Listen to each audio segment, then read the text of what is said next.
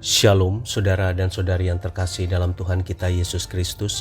Marilah kita luangkan waktu beberapa menit untuk berkencan dengan Tuhan saat ini, agar dari hari ke hari kita semakin dekat dengan Tuhan, sehingga hidup kita semakin diberkati dan menjadi berkat. Kencan dengan Tuhan, Senin 19 Mei 2025. Bacaan dari surat Rasul Paulus kepada jemaat di Efesus, bab 4 ayat 23 sampai dengan 24. Supaya kamu dibaharui di dalam roh dan pikiranmu dan mengenakan manusia baru yang telah diciptakan menurut kehendak Allah di dalam kebenaran dan kekudusan yang sesungguhnya. Demikianlah sabda Tuhan, syukur kepada Allah. Saudara dan saudari yang terkasih dalam Tuhan kita Yesus Kristus, Raja Wali atau elang besar adalah burung yang cukup terkenal karena ketangguhan dan kegagahannya. Raja Wali memiliki beberapa keistimewaan yang sering kali diangkat untuk dijadikan gambaran penting bagi kehidupan manusia. Dari semua jenis unggas, Raja Wali lah yang bisa mencapai usia paling panjang. Raja Wali bisa mencapai usia 70 tahun, tetapi usia sepanjang itu tidak didapatkan begitu saja. Ada tahap di mana seekor Raja Wali harus membuat keputusan penting demi kelangsungan hidupnya. Keputusan itu tidak mudah, bisa dibilang menyakitkan, tetapi itulah yang harus ia lakukan jika ingin bertahan hidup lebih lama. Memasuki usia yang ke-40, tubuh seekor Raja Wali akan menunjukkan tanda-tanda penuaan. Ini ditandai dengan paruh yang semakin panjang dan juga bengkok ke arah tubuhnya, sehingga lama-kelamaan paruh tersebut akan menyentuh dadanya.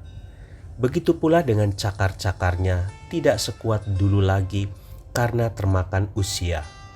Bulu-bulu sayapnya menebal tak beraturan dan menjadi berat, sehingga sulit baginya untuk terbang dengan lincah. Jika hal ini dibiarkan begitu saja, maka yang akan terjadi pada Raja Wali tersebut adalah kematian. Mau tidak mau ia harus menentukan pilihan, mati atau melalui sebuah proses panjang yang menyakitkan selama 150 hari.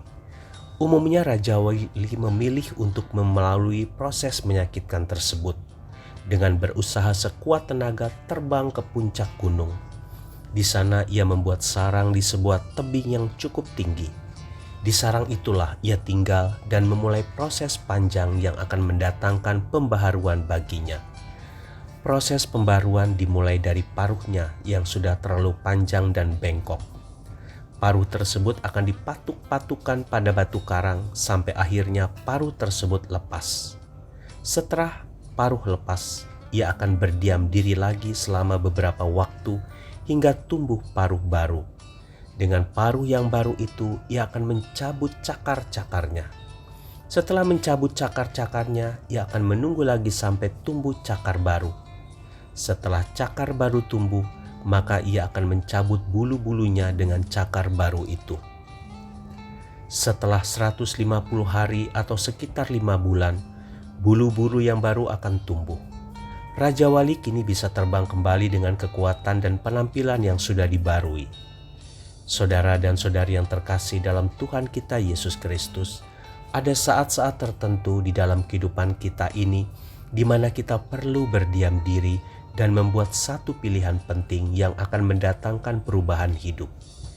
Kita menginginkan sebuah kehidupan yang lebih bermakna, yang beda dengan kehidupan kita yang lama. Suatu perubahan sikap, hati, cara berpikir, dan tindakan yang akan menjadikan kita manusia-manusia Raja Wali yang Tuhan harapkan. Proses menuju perubahan itu terkadang menyakitkan, karena kita harus rela membuang kebiasaan-kebiasaan lama dan mengenakan sifat serta kebiasaan baru sebagaimana yang Tuhan inginkan. Tuhan Yesus memberkati. Marilah kita berdoa dalam nama Bapa dan Putra dan Roh Kudus. Amin. Tuhan Yesus, mampukan aku melalui proses demi proses yang akan membuat hidupku menjadi baru dan lebih berarti. Amin. Dalam nama Bapa dan Putra dan Roh Kudus. Amin.